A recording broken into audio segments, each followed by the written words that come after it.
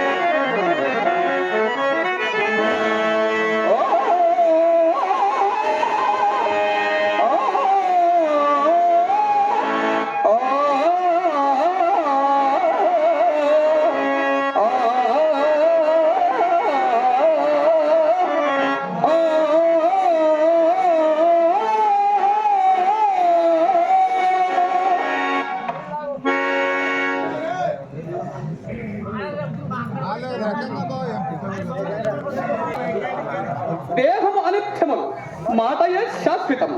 అనేక ఉపకారము నచ్చిన నన్ను ఈ సమయమునందు నిరాకరించిన సో జగంబులు జనంబులు నిన్న ఆ చంద్రతారార్కము విశ్వాసఘాతకుండనని నిందింతురు. నిందుట పడట కష్టము కావు, గైలు విడుగు.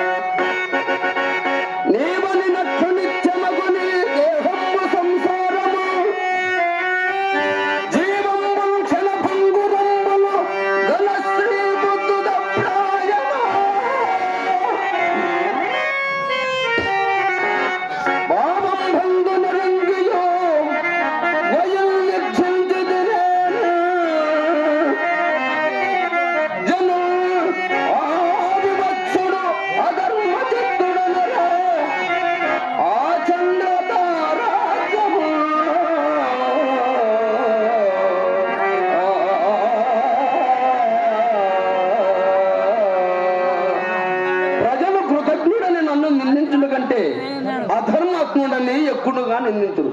ఆ నుడి కోర్వజాల కానా గైని విడవను.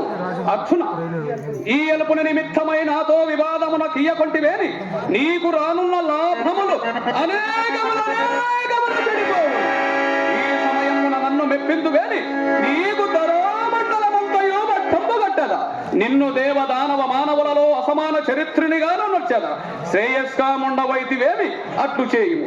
సామ్రాజ్య సంపాదనమే ఉత్తమ రాజధర్మము గదా. మాధవ, ఆ సామ్రాజ్యాది తుచ్చ సౌఖ్యములకును ధర్మ మార్గవర్తనములకును సాటియే. మహేంద్ర సమాన భోగికైనను శరణాగత సంరక్షణాది ధర్మ కార్యాచరణము కలిగినంత ఆనందము సర్వం సహా పరిపాలనము నర్చినప్పుడు కలుగుతుంది. రాజ్యపాలకుడి లోకమున పూజ్యుడు కావున నా మనపుర ధన్యేతర వృత్తి నొచ్చిల్లదయ్యా.